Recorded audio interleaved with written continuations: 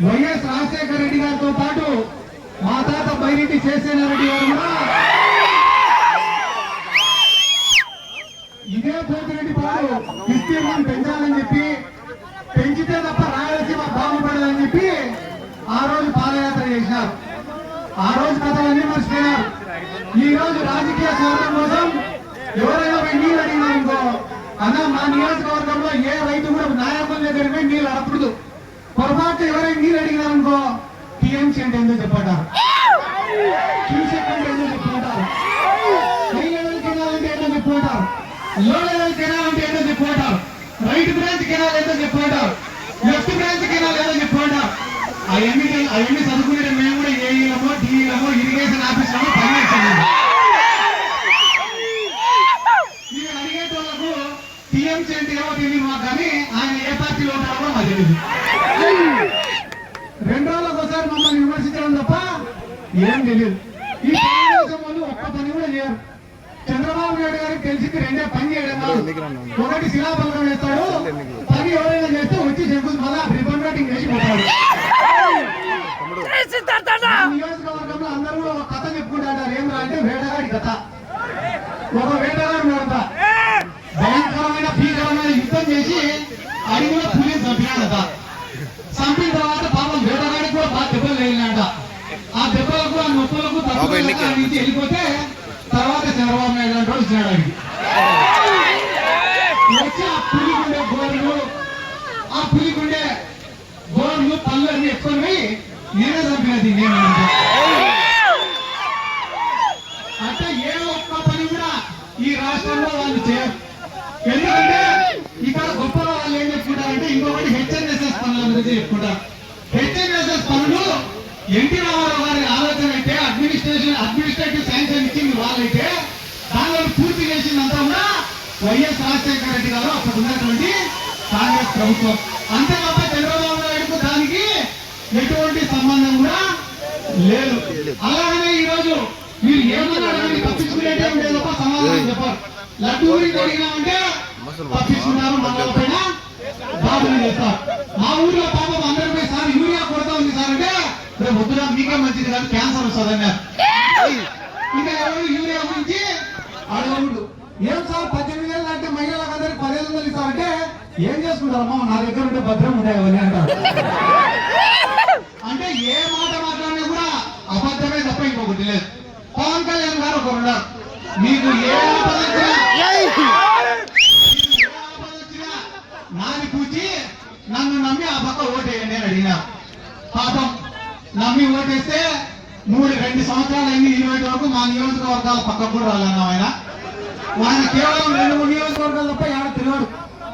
కాబట్టి ఒక మాట మీకు అందరికీ చెప్పేదన్నా, ఇక్కడ వేదిక మీద ఉన్న పెద్దలకు అందరికీ నా రిక్వెస్ట్ ఏమరా అంటే, రాయలసీమకు కానీ మీ నెల్లూరు జిల్లాకు కానీ ఎక్కడికి నీళ్లు పోవాలన్నా మా నందికొట్కూరు తాలూకా నుంచే పోవాలా.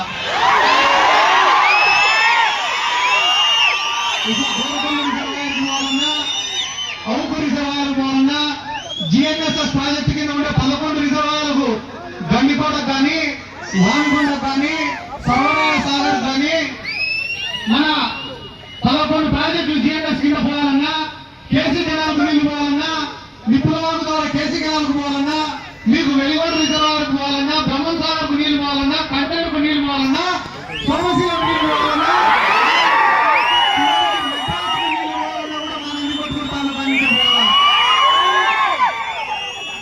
శ్రీశైలం ప్రాజెక్టు కోసం కోల్పోయింది. మేము ఈ రోజుకి 98 జీవో కింద ఉద్యోగాలు రాలని చెప్పి 100ల మంది రోడ్లు పెట్టుకొని తిరుగుతుంటే వాళ్ళ బాధలు చూడే కన్నీళ్లు పెట్టుకుంటా అనేది మేము. ఇన్ని భూములు ఇచ్చి ఈ రోజు మా ప్రాంతంలో నిలబడే ప్రాజెక్టులు ఎందుకు పనికిరావంటే మాట్లాడే వాళ్ళు మా నియోజకవర్గాలలో వస్తే చెప్పులతోటి చీపులతోటి. ఎందుకంటే ఎన్నో ప్రాజెక్టులకు లేవన్నా పోతిరెడ్డిపాడు కావచ్చు, బనగచర్ల కావచ్చు, ఇక్కడ పోతే హెచ్ఎన్ఎస్ఎస్ కావచ్చు, మల్లాల లిఫ్ట్ ఇరిగేషన్ కావచ్చు, ముచ్చిమారి ఎత్తిపోతల పక్కన కావచ్చు, ఏ ప్రాజెక్ట్ వచ్చినా మేము భూములు కోల్పోతున్నాం, సర్వస్వం కోల్పోతున్నాం, ఈ ప్రాంతం విడిచిపెట్టి వలసలు పోతున్నాం. అందరూ మాట్లాడుకుంటున్నారు. ముఖ్యంగా మా ప్రాంతానికి వచ్చేది ఏముంది? ప్రతి సంవత్సరం ఒక రైతు అనేవాడు పంటేస్తే నష్టమే, ఇసుపెట్టాకులు అనేటువంటి కన్నా ఒకరోజు మంచి రైతులు మాత్రం పండించిన పంటకు మంచి రేటు. ఒరే మొక్కజొన్న కొనుగోలు కేంద్రం పెట్టండి, ఆ మూల నుంచి ఈ మూల వరకు మొక్కజొన్న వేసినాం మేము అంటే మొక్కజొన్న కొనుగోలు కేంద్రం మాత్రం పెట్టరు. ఈరోజు కొత్త కందుల కొనుగోలు కేంద్రాలు పెట్టారట. నేను నిన్న అందరికి అడిగిన ఎందుకు పెట్టారా కందుల కొనుగోలు కేంద్రం అంటే అన్న పంట లేదన్నా అందుకని పెట్టారు.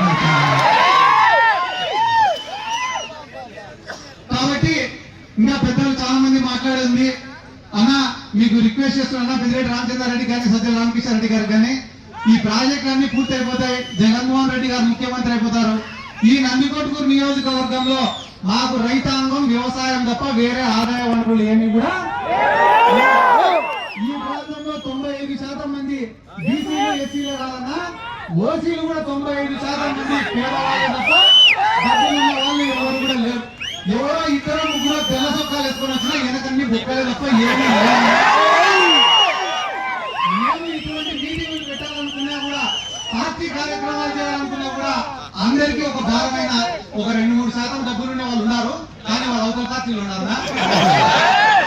కాబట్టి వ్యవసాయం లాభసాటి కన్నా జరగాలా, లేదా ఏమైనా పరిశ్రమలన్నా రావాలా, లేదా వ్యవసాయానికి సంబంధించిన పరిశ్రమలన్నా రావాలా, లేదా ఒక అగ్రికల్చర్ యూనివర్సిటీ రావాలా. మీలాంటి పెద్దలు పోయి జగన్ సార్కు చెప్తేనే మా లాంటి వాళ్ళ కష్టాలు తీర్చాలన్నా. ఎందుకు నేను ఈ మాట మీకు చెప్తానా అంటే ఇదే నియోజకవర్గంలో కేవలం ఇద్దరి దగ్గర డబ్బులు ఉన్నాయన్నా, వాళ్ళిద్దరు కూడా అవతల పక్కనే ఉన్నారు. వాళ్ళకేంలే నేను ఏడైనా కనిపిస్తే నా మీద విమర్శలు చేయడం తప్ప వేరేదేం చేత కాదు. కాబట్టి నా సిన్సియర్ రిక్వెస్ట్ అన్న మీరే జగన్ సార్ దగ్గర తీసుకోవాలా. ఈ నందికొట్కూరు నియోజకవర్గం అంటే నిజంగా చెప్తానన్నా ఏవో 2-3 తప్పిదాల వల్ల ఓడిపోవడం తప్ప వైఎస్ఆర్ కాంగ్రెస్ పార్టీకి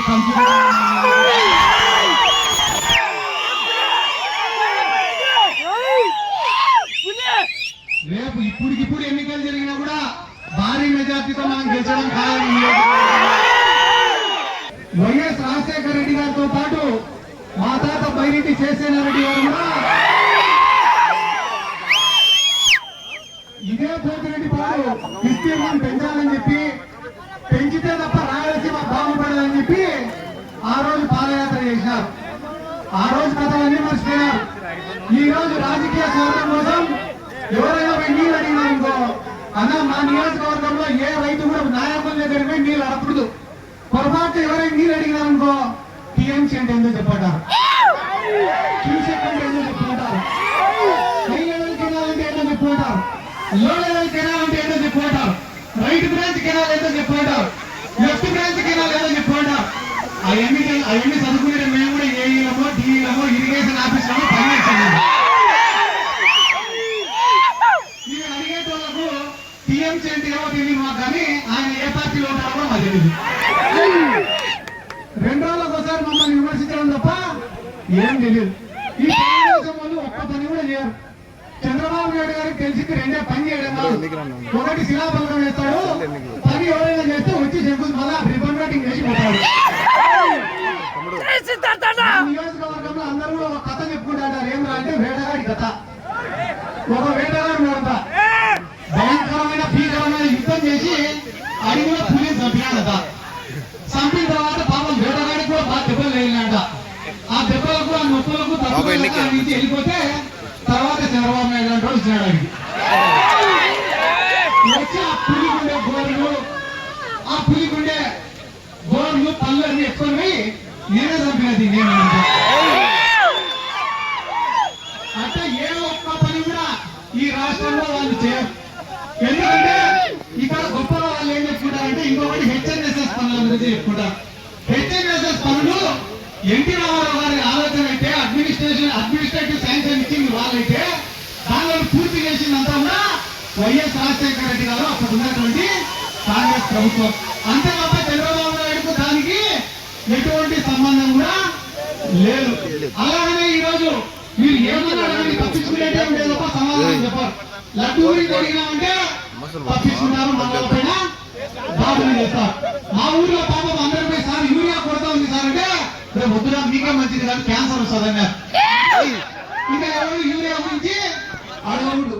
ఏం సార్ 18,000 అంటే మహిళలకు అందరికి 1,500 ఇస్తారంటే ఏం చేసుకుంటారమ్మా నా దగ్గర ఉంటే భద్రం ఉంటాయి అవన్నీ అంటారు. అంటే ఏ మాట మాట్లాడినా కూడా అబద్ధమే తప్ప ఇంకొకటి లేదు. పవన్ కళ్యాణ్ గారు ఒకరు ఉన్నారు, మీకు ఏ ఆపద వచ్చినా నాది కూర్చి నన్ను నమ్మి ఆ పక్క ఓటేయండి అని అడిగినారు. పాపం నమ్మి ఓటేస్తే 2 సంవత్సరాలు అయింది, 20 వరకు మా నియోజకవర్గాల పక్కకు కూడా రాలేను. ఆయన కేవలం 2-3 నియోజకవర్గాలు తప్ప ఎవరు తిరగడు. కాబట్టి ఒక మాట మీకు అందరికీ చెప్పేదన్నా, ఇక్కడ వేదిక మీద ఉన్న పెద్దలకు అందరికీ నా రిక్వెస్ట్ ఏమరా అంటే, రాయలసీమకు కానీ మీ నెల్లూరు జిల్లాకు కానీ ఎక్కడికి నీళ్లు పోవాలన్నా మా నందికొట్కూరు తాలూకా నుంచే పోవాలా.